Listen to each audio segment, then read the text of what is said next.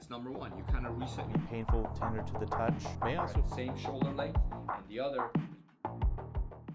Hey everybody, welcome back to another episode of the Real Health Podcast with Brandi and Amir. I am Dr. Amir Rashidian, a chiropractor, and Brandi is the boss, the chief people officer, and the impersonator of the roach. And I was not ready when you first started talking, so if I looked surprised. Oh yeah. There we go. We're getting ready to start. You ready? Ready. Okay, here we go. Real Health Podcast is where we bring to you summaries of news reports, articles, research in mainstream media regarding health and wellness, or disease and illness, or drugs and surgeries.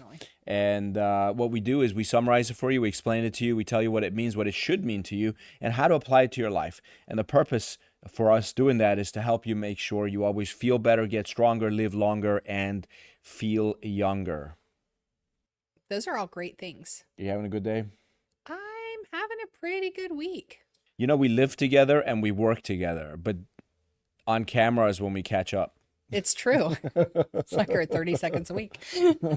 Yeah, it's a good week. I've had fun hanging out with the kids. I had the day off yesterday and just got to be with them. We had some friends over. So, yeah, it's nice. I'm enjoying a little bit of a more leisurely schedule. But you didn't get in the water. It was cold. It's still a tad bit chilly for me.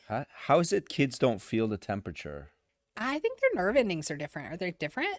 Like, there has to be something there, or they just don't care. They don't have the, Yeah. They just don't care. I don't know. They just want to have fun. I remember wearing, being a kid, I'd go in. I'd wear shorts all winter long. Like, I'd be in the snow in shorts. Like, it was a thing. Wow. And I freak out when my kids want to do that. I'm like, what are you doing? Yeah, my mother wouldn't let me. But did you work out today? I'm going after our podcast. Oh, nice. Yes. So I'm excited, which will worked be out. before 5 o'clock. I struggle after 5. Yeah. Well, you really shouldn't work out after 5. Even though we did an article last podcast. That's not what it said. That said, obese people who work out in the evening tend to lose more weight, interestingly enough. But watch that podcast. It's good. You know, I want to say hi to Dory. Dory said she tries to watch every episode. Awesome. Hi, I don't know Dory. if she's watched all of them, but and then, you know, Andy Mayhew, he said he is 3 shy of having watched all of them. What? So that's pretty good. I mean, he did have like 2.5 weeks of travel just to leisurely watch while they were away. Right. So. Glad you guys are back. Sean James, hello to you, and thank you for supporting and watching. And we're going to send you some books, and I'm going to send you a copy of my old book as well, because I really appreciate all you do for us and how much you've supported us. So that means a lot. And if you need anything else, just let us know. Should we get started? Yeah, we have a couple of good articles here. Yeah. I'm hoping to not go on a tirade, but there are a couple articles that I feel a little bit strongly about. So I will apologize to the FDA in advance, because I'm probably going to have some words for you today. Brandi is freaking out today. So watch out. You better stay to the end. That's the last article. I'm saving that one for last. There might be some table banging. I'm not sure, Sean. I'm going to do my best. We may run over time today. All right. The first one is from NBC News. It says fentanyl test strips are being used by drug dealers to advertise clean pills. So drug dealers, if you're watching, enough's enough. Stop doing this. It's so interesting. So anyway, it says fentanyl test strips are sold online and easily obtained free from many public health departments. They're touted as a harm reduction tool to help drug users determine whether fentanyl is present in a pill or powder. Well, this is surprising to me right off the get-go, because I was not aware that there's a universal code for drug dealers to ensure that they are providing the most clean drugs available. Apparently, like, they'll sell you, you know, a prescription drug, but they'll lace it with fentanyl to get you addicted. Right. And it doesn't take very much to have a overdosing effect. I mean, the tip of a pen is very enough little to kill someone, apparently. But Sheriff's Deputy Patrick Craven, the lead detective of the newly formed opioid response team in rural Placer County, California, warns that the test strips are now being used by drug dealers who post photos on social media showing negative test results to advertise that their drugs are clean. I don't know if I'm blown away that we are like, and There's honor among thieves.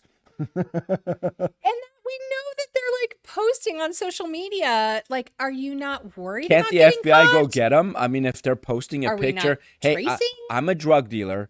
I illegally sell drugs. By the way, my drugs are clean. Look at the test strip. That- okay. That's I nice. don't even. I'm blown away that we're even having to cover an article like So this. it gets funnier. Asked if users can trust the information, People. Craven said, absolutely not. Fentanyl test strips can't offer accurate results unless an entire pill or batch of powder is tested, something most users don't know how I to did do not know that. or don't want to do. Yeah, I mean, if you test the part of the pill that doesn't have, or the one pill that doesn't have fentanyl, it'll be clean, but the others might have it. Most people are not going to go and spend money on drugs only to test them and then find out I can't use this. Craven said. I can see where if someone is seeking after a drug, that testing it probably is not the highest on their priority list.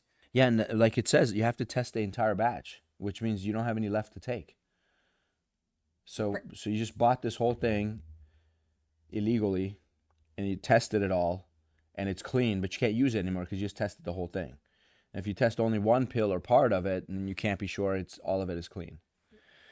Last year, the Drug Enforcement Administration seized more than 77 million fentanyl pills and nearly 12,000 pounds of fentanyl powder, the most fentanyl seized by the DEA in a single year. According to the agency, that's more than 386 million deadly doses of fentanyl, enough to kill every American. And please don't misunderstand our taking light of these test strips being used by drug dealers. Opioid overuse and addiction is a huge problem in not just the country, but even, Frederick has issues with that. Every city and town have issues with overuse and misuse of opioids. But it is just ludicrous to me that we are actually reporting on drug dealers being able to market their drugs, and whether they're clean drugs or not, on social media. That to me is mind-blowing. Like, that's our culture? Yeah. Like, why would you even why would that not be banned? You can't say you don't like a political party without being canceled, but we have drug dealers that are promoting their drugs on social media. Am I the only one that has an issue with this? Next thing you know, we'll have drug dealers doing Super Bowl ads. But God forbid a chiropractor ever say that they can benefit an immune system on a human being. Oh, yeah, that's illegal. Oh my gosh. That's against the law. I think we need to go back and rework this. Which is why I won't tell you that it's actually true, that chiropractic We will never say that. does help boost your immune system. Maybe it does. Maybe it doesn't. Maybe it doesn't. And I won't tell you that it does, for sure. Okay. The DEA also says that fentanyl pills are only growing more potent. In 2023, laboratory tests showed that 7 out of 10 pills tested contain a potentially deadly dose of fentanyl, a steady increase from 4 out of 10 pills in 2021 and 6 out of 10 in 2022. Just 2 milligrams is considered a deadly dose, an amount that fills the tip of a pencil. So really, these fentanyl strips are really not a benefit in any way, shape, or form. The reality is it's probably creating a misinformation in safety from these dealers and social media. I would say probably a blanket statement is, if you are going to take something like that, make sure you get it from a source that is not laced with fentanyl, and seek help so that you possibly don't need it at all. Yeah, it's such a big problem. It's so deep. Huge. It's so It deep. is. I mean, why and there do people... are no simple answers. Like it says, Craven said the danger to users is made still worse by a lack of quality control.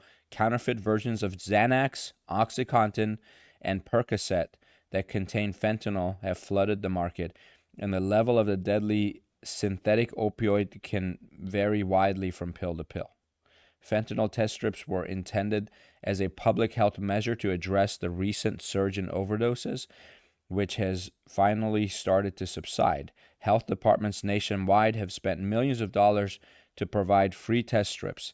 Then in New York, the state health department website walks users through how to test their drugs. Chicago has vending machines to dispense the strips.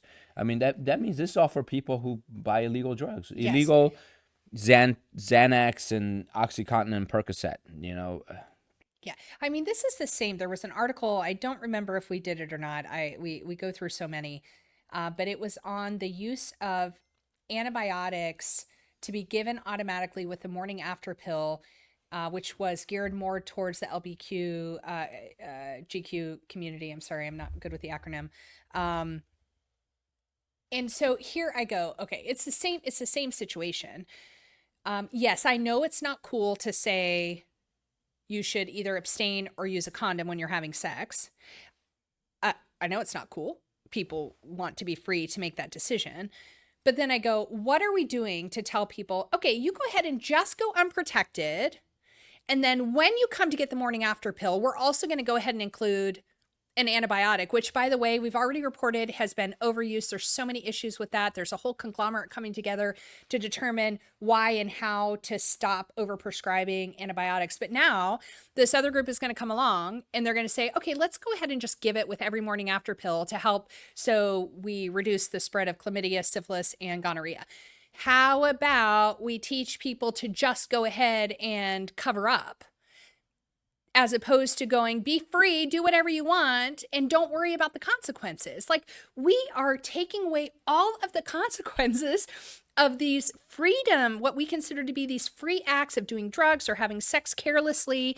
And we are creating so many issues. Let's do the hard thing and say, stop doing it.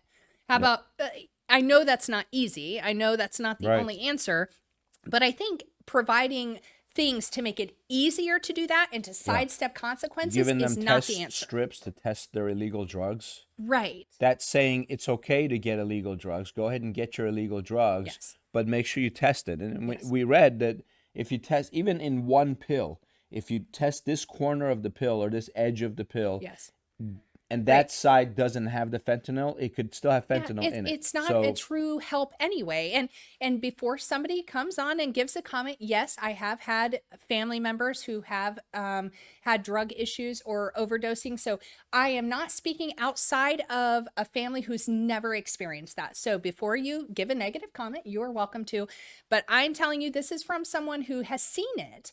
I've seen it. I'm not the only family that's ever had somebody who's had a drug issue or who has died because of an overdose. But I can tell you, even having those familiar experiences, I still have an issue with these things.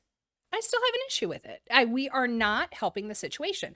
This is not the answer. Do I have all the answers? Believe it or not, I do not. But this is not it. I guarantee you that. Okay, continue. So they talk about people being killed, and there was a 15-year-old in 2022 named Jules Wolfe.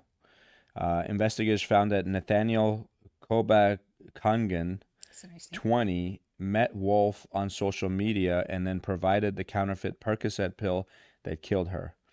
Kobach-Kungen became the first dealer in California to be convicted of murder for providing fentanyl-laced pills. Awesome. That right there, we should do more of. That'll go in the history books, right? I was the first. Wolf's mother, Regina Chavez, said parents and young people need to understand that test strips can provide a false sense of security because of the way they're being used. 100%. So, why people end up resorting to the illegal number of sources, that's another issue for another day, I think. But there's, we saw that there was a shortage of things like Adderall, like ADHD drugs. We reported on that on another podcast. But our next article is also from NBC News. And this one says, why have rates of ADHD in kids gotten so high? Well, can we talk about one reason and just kind of overlay this before we start reading? It is sometimes not well known that over time, the medical community changes the rules surrounding a given diagnosis and who would fall under that diagnosis. whenever we make massive changes to a diagnosis or a spectrum of diagnoses, it changes the reporting. And so do I think that there's been a rise in ADD and ADHD? 100%. But we don't know why or really how much, because the reporting has changed, right? And so I go into these going, there's been changes, but I really struggle to look at their numbers and go, yeah, that's 100% accurate. Yeah, I mean, it's called the DSM. DSM stands for Diagnostic and Statistical Manual of Mental Disorders. And so they're the ones that they set the parameters for, which disorder is called what. Like there used to be a disease called for people who are health nuts. Mm-hmm. That's in there. You know that if you eat really healthy all the time and you're fanatical about eating healthy, you have a mental disorder. Right. Now, body dysmorphia, but now they've changed that. Yeah. That's different. There's 5 different. I think the DSM-5 came out a couple years ago. So when I was in school, we studied the DSM-4, and now there's a 5th one. Which is 5 times they've changed their opinion and idea on some of these diagnoses and the criteria to diagnose someone. Or they create new ones. So like they create a new diagnosis. There's a diagnosis for Facebook depression, right? The depression that stems from the use of like certain social media platforms. Right. So which they did not have 25 years ago. So it's really hard when and some people go, well, what do the numbers matter that much? Well, it does matter because they use that sometimes as a way to guide our thinking into higher use of pharmaceuticals. Right. Well, they're incentivized. Yes. They're incentivized by the drug companies to create diagnoses so they can come up with treatments. So they can prescribe more medications, and then now they can use the same drug for 3 different things. Right. So anyways, the article says, as of 2022, around 1 in 9 children had been diagnosed with attention deficit hyperactivity disorder at some point in their lives, according to a study published Wednesday. Roughly 6.5 million children ages 3 to 17 had ADHD last year, up from 5.4 million. So 5.4 became 6.5 million. 5.4 million was in 2016. The study's lead author, Melissa Danielson, a statistician at the Centers for Disease Control and Prevention, said there are 2 main reasons for the trend. First, doctors, parents, teachers, and kids are becoming more aware of ADHD symptoms, making cases easier to identify. No, I think you're fed up with kids being kids. You want to drug them. Here's what happened.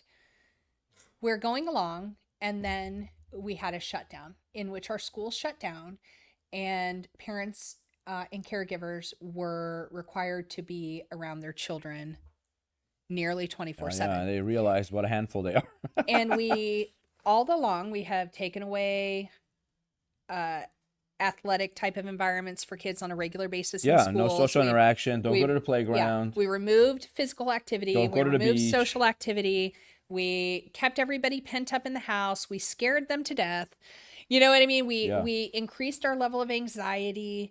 Whether or not you think we should have or shouldn't have done it, that is not the point. So we don't have to go into that. But that is the reality of what happened, regardless of why and regardless of whether you think it was right or not.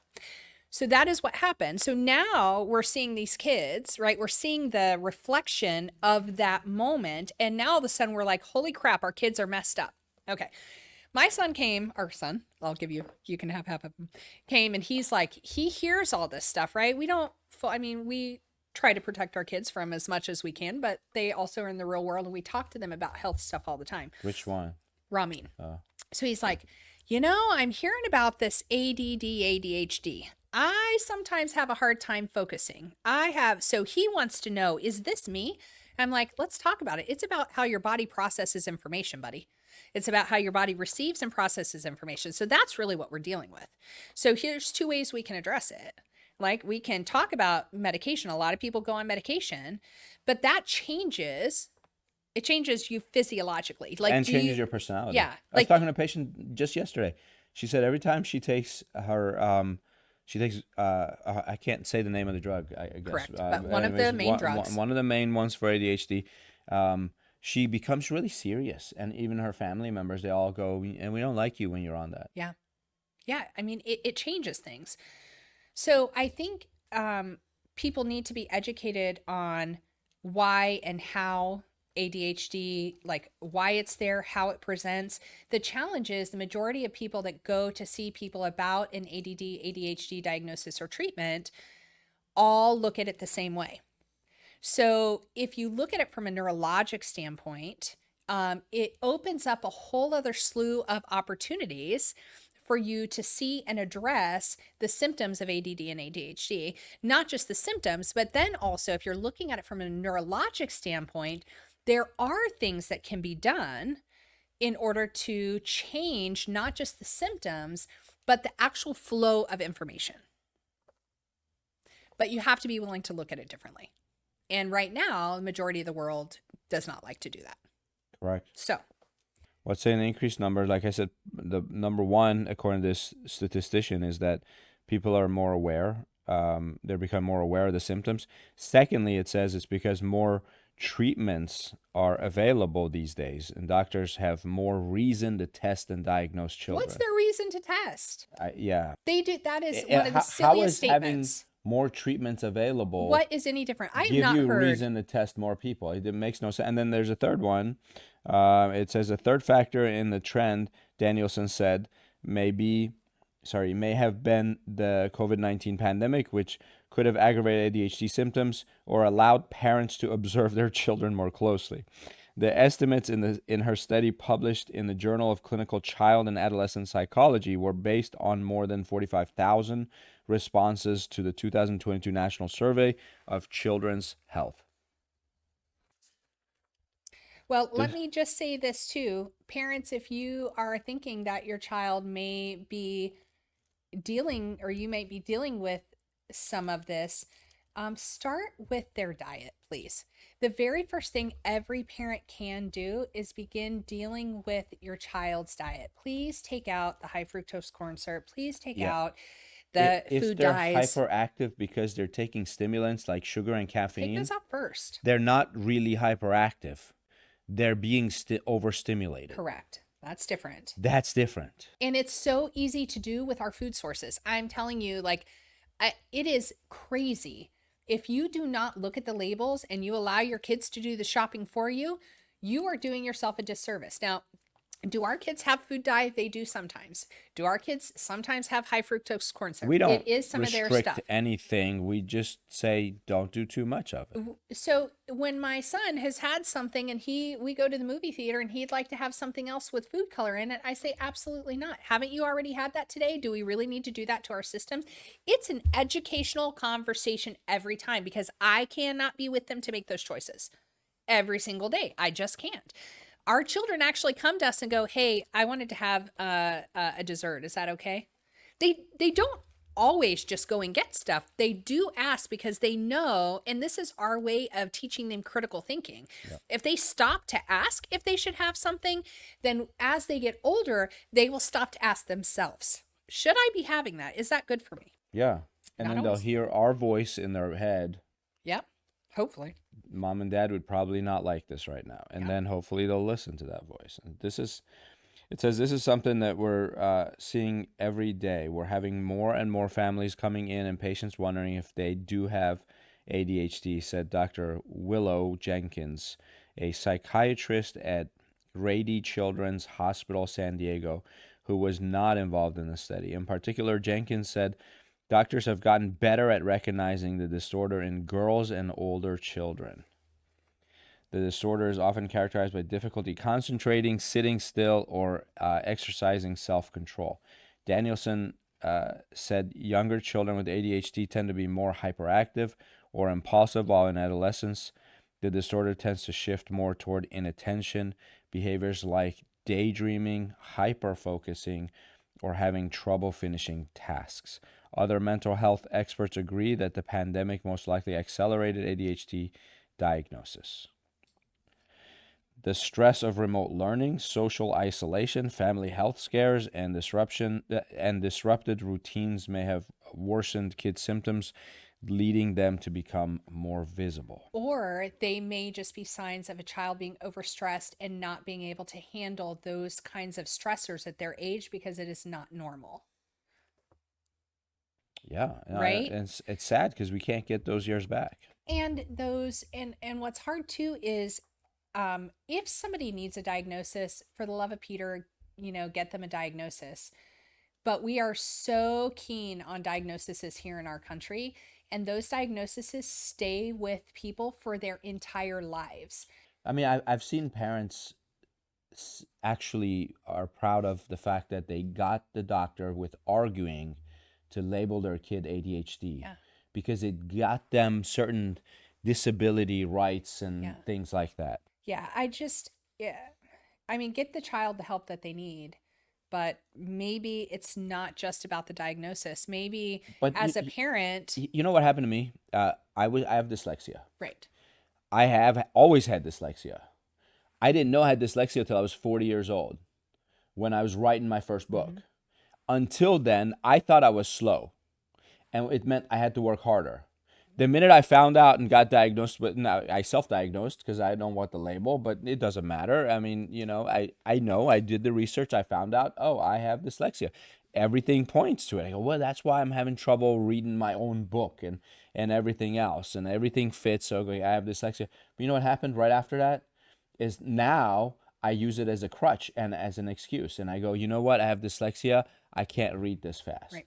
Why don't you read it to me? Right. Or why don't you send it to me in audio form? Isn't it funny how... Yeah. And that is not your personality either. But that just goes to show you how easy it is to become dependent or to lean on that when it's convenient or easy. How grateful I am that no one labeled me with dyslexia? When I was in first grade and they would have me read, the teacher would have me read out loud and the whole classroom would laugh at me. If back then someone said, oh, it's because he has dyslexia, that's why he sounds like a uneducated, left behind kind of kid. And then for my whole life, I wouldn't have advanced. No, you may not be where you are. I mean, it I really guarantee I wouldn't through. be. But the dyslexia was my gift. And it made me want to work harder just to keep up with everybody. Right. So when the other kids would go to sleep, I was up all night studying. Right. Trying to catch up. I developed a way to memorize everything I read. And now my memory is awesome. I know, but that does not benefit us in a marriage because I do not always remember the argument or the right... But I mean, I can't argue with you on stuff. It's very annoying. I only had time to read it once. If I had to take a test on this book, I only had time to read it once, if that.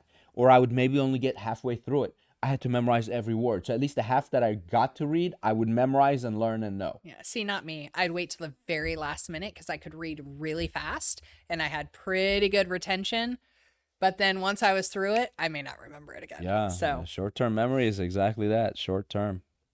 Anyways, so the stress of remote, we talked about that. As parents spend more time, we talked about that one too. So there may have been a small uptick in misdiagnoses during the pandemic because rates of depression and anxiety increased during that time and symptoms can overlap. Anxiety and 100%. Depression could be a reason why you can't pay attention. So now here's the thing. One of the reasons, and I think this says it backwards, but it goes both ways.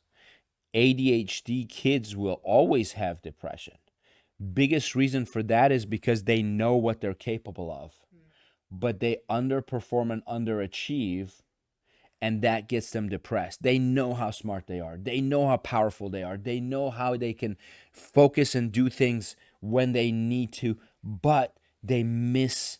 They may not have full control fly over off when. the road. Yeah, they can't control it as well, and that leads them to depression and anxiety. That was one of our favorite descriptors was Ferrari brain, bicycle brakes, right? That's what one of the leading experts on ADD and ADHD. Dr. Hallowell at Harvard University Medical School said that. Ted Hallowell? Ned? I think it was Ned. Hallowell. Yeah. Smart guy. Discussions of ADHD on social media rose during the pandemic as well, according to a 2022 study. Danielson said that I keep thinking I'm saying Daniel-san from Karate Kid. It sounds a little like that. Daniel-san, first walk, then run. Danielson said that that may have led to some older children to self-diagnose, like our kid. Mhm. Excessive screen time, however, has been shown to increase the risk of ADHD according to some past research. So let's put them in front of Zoom screens so their school is all on It's screens. going to be so much better. So it may be another, though lesser, reason for the trend. One other important contributor to ADHD rates is changes in diagnostic guidelines for American Psychiatric Association. Until 2013, doctors would not diagnose a child with both autism and the ADHD because of concerns that attention issues related to autism would be confused with ADHD. A child also needed to have ADHD symptoms before age 7 to be diagnosed. But for the last decade plus, an updated diagnostic manual has said children can be diagnosed with ADHD if they have autism, as well as if their symptoms appeared before age 12. Diaz said expanding the criteria most likely helped more kids access treatment. Meaning we have more kids on drugs. Correct. Doctors usually recommend behavior therapy for younger children with ADHD, while older children may get a combination of behavior therapy and medication. But according to the new study, 30% of children with ADHD in 2022 did not receive behavior therapy or medication compared with 23% in 2016. The FDA reported a shortage of ADHD medication starting in 2022, an issue that continues to some degree today, though some of the shortages were resolved recently. Yay. Oh, sorry. Did I say that out loud? Yeah. We're okay with shortage of drugs. That's right. Next. Oh, by the way, mineral deficiencies. Look at that first in young children. Mineral deficiencies often mimic ADD and ADHD symptoms. So again, look at nutrition first. If you are waiting for an appointment for a diagnosis, or you are not ready to go on to a diagnosis, but you know there are some signs or symptoms that seem like it might be in that realm, look at how neurologically your child is processing information, both information's coming into the brain and exiting the brain for the rest of the body, and look at nutrition. It is two things that will make a positive impact, does not cost you much, and you don't need a prescription for. So and also keep in mind the alignment of the spine affects input to the brain. Which is why I was mentioning input, output. Yeah, so if something's restricting information flow to the brain, like a misalignment of the top of the spine, where the atlas is, where the C1 vertebra is, then that can block information to the brain. So the body has to move more to stimulate the brain. And that's why until they're moving, they can't concentrate. When you give them a stimulant, like one of these ADHD drugs, it stimulates their body to increase input to the brain. That's why they can calm down and pay attention. Remove the block, remove the dam, let it flow, and it'll work out. It'll improve. And that's not for every child, but a lot of children, just by correcting the upper neck, their ADHD symptoms go away. Well, and it's one thing, it's a great thing to rule out, because if that is the cause, there is no amount of medication that will ever fix that. Right. Right? So yeah, you can't take a pill and have it go change the alignment of your spine. Correct. But you can change the alignment of the spine and not have to have the medication input into the body. So just food for thought. Next, from U.S. News, stroke rates are rising, especially among the young.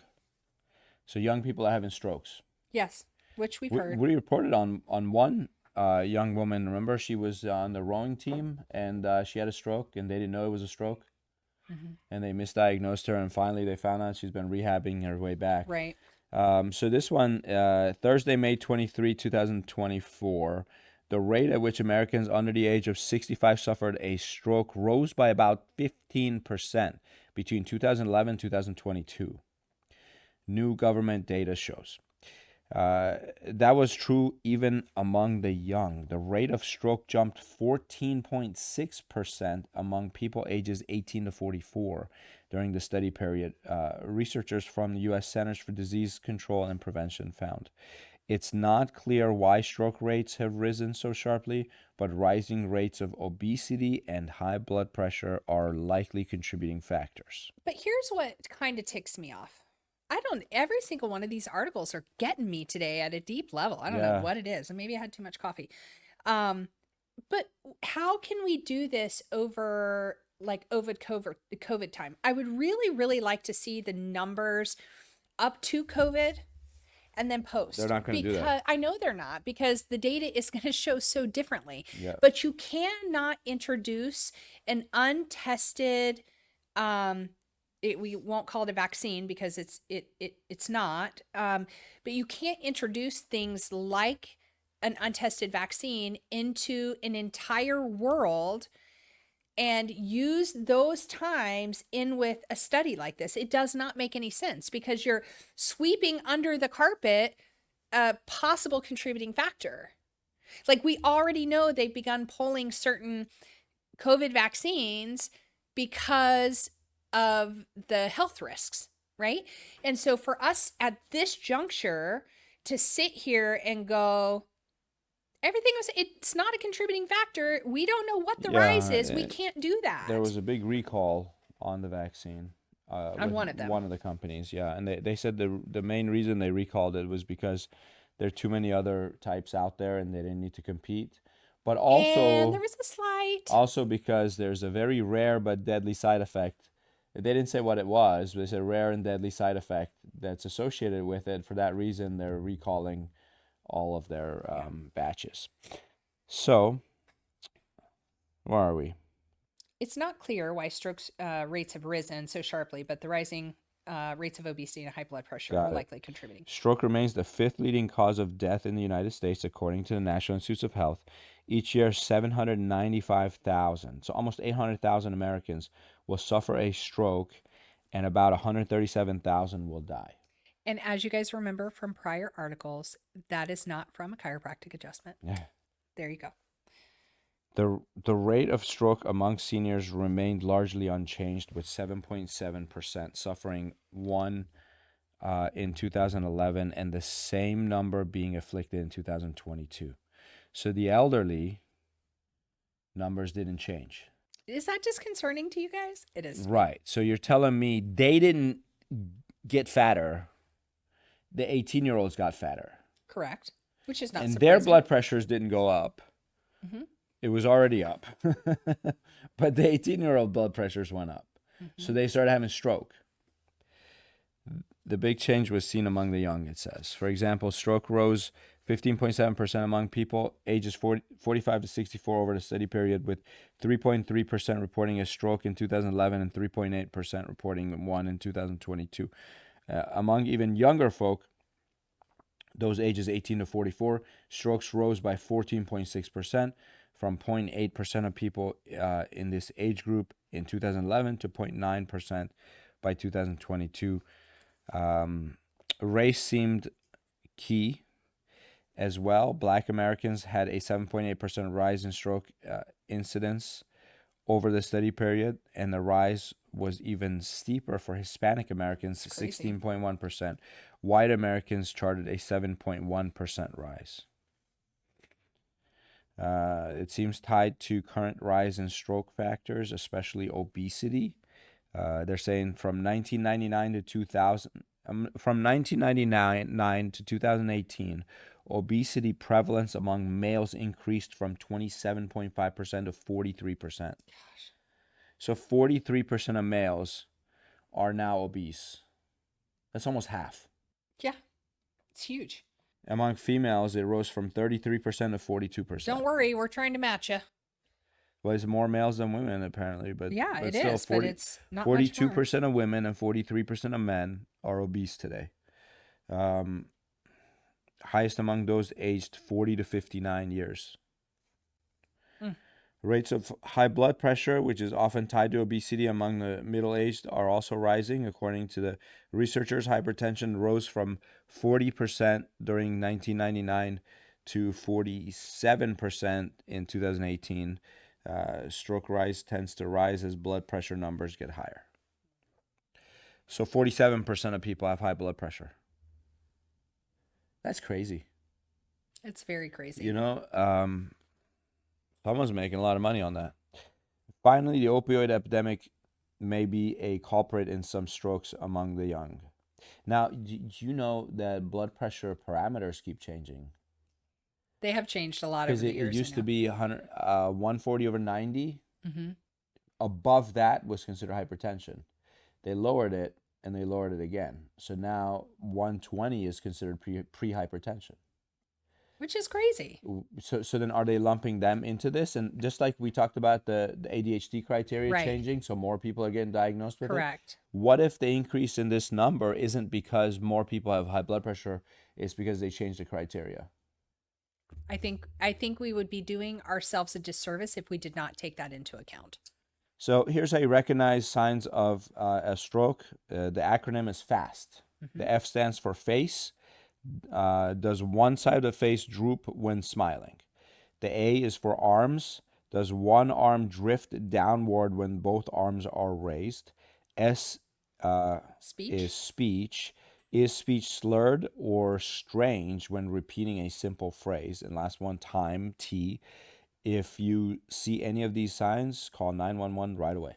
Do you remember that TED Talk we watched of the woman who she was actually a researcher who studied strokes, Yeah. and she actually had a stroke while she was home by herself. Yeah. And she takes you through, and she ended up having a great survival rate there, but she actually took you through like her entire thought process and what happened while she was experiencing the stroke. It was just a fascinating TED Talk.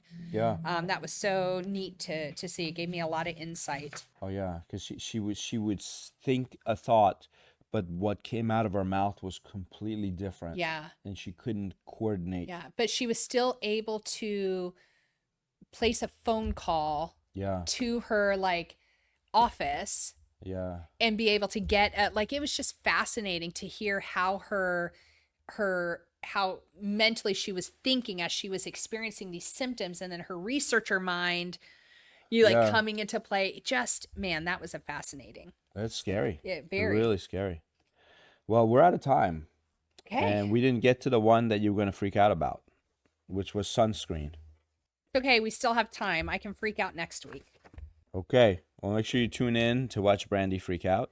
And we will go through these other articles next time, unless something incredible shows up. By the way, Jerry West passed away today. Oh.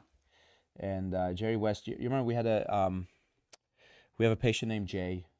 Mm-hmm. He was close friends with Jerry West. Mm-hmm. Do you know, you've seen Jerry West's picture? He's the NBA emblem. Mm-hmm. You know that guy dribbling Mm-hmm. and the NBA logo? That's Jerry West. Oh. So he was 86 Quite an years icon. old. Oh yeah, 86 years old. He is the NBA, and he passed away. And so condolences to his family and his friends, and Jay, if you're watching, we're sorry for your loss. So everybody take care. God bless. And please like and share and subscribe and do all those really cool things to continue to support us. We really appreciate you.